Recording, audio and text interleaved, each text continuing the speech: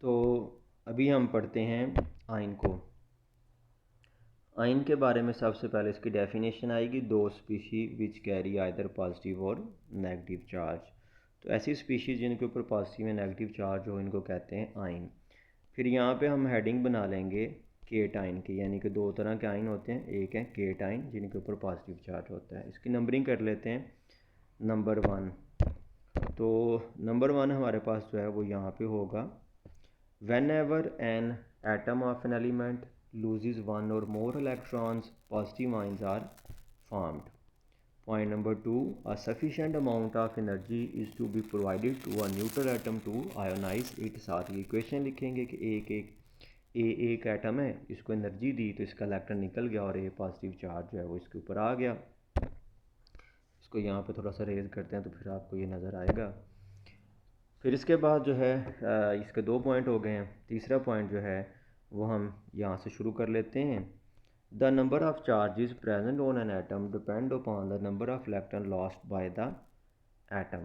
तो ये इसके जो है वो 3 पॉइंट हो गए हैं। चौथे पॉइंट में आप इसकी एग्जांपल जो है वो बता सकते हैं। The most common positive ions are formed by the metal atom such as. तो मेटल एटम जो है ये इलेक्ट्रॉन लूजर होते हैं, इनसे जो है वो केटाइन बनते हैं। तो ये आप इसके जो है वो 4 पॉइंट यहाँ से बना लेंगे, आयन की डेफिनेशन और केटाइन। इसके बाद जो नेक्स्ट पेज है वहाँ पे अगर हम देखें तो वहाँ पे अब हमारे पास है A9 की डेफिनेशन। तो यहाँ पे हेडिंग बनाएंगे A9 और इसी तरह से इसकी नंबरिंग जो है वो कर लेंगे।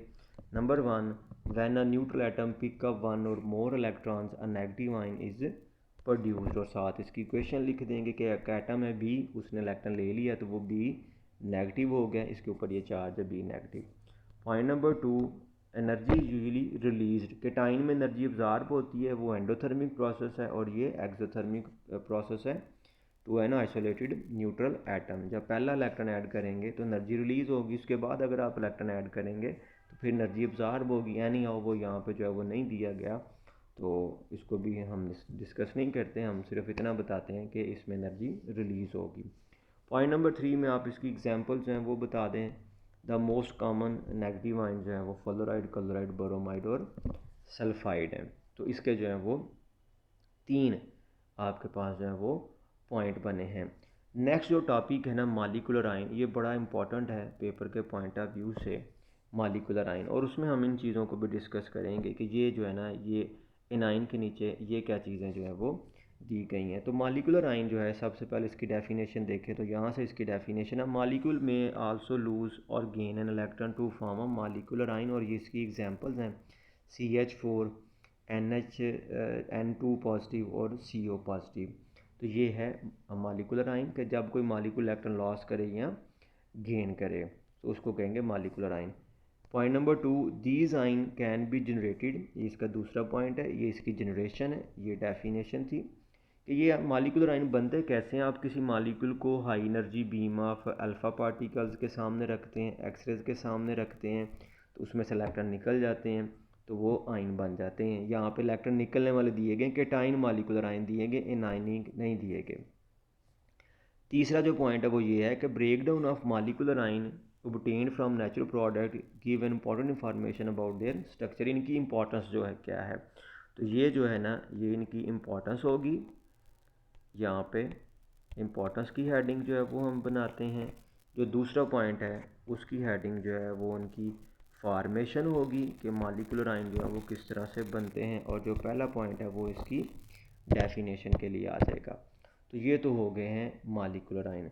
अब यहाँ पे देखें, इस चीज़ को डिस्कस करते हैं कि ये आयन है, ये मॉलिक्यूलर आयन नहीं है। देखने से ही मॉलिक्यूल लगते हैं, लेकिन क्या है कि CO3 मॉलिक्यूल नहीं होता, ये किसी मॉलिक्यूल का फ्रेगमेंट है। मसलन हो सकता है ये कार्बोनिक एसिड हो, इसमें से H चला गया तो पीछे नेगेटिव वाला पार्ट रह गया, कार्बोनेट आयन रह गया, तो इसलिए ये आयन है, ये मॉलिक्यूलर आयन नहीं, क्योंकि CO3 स्टेबल मॉलिक्यूल नहीं होता।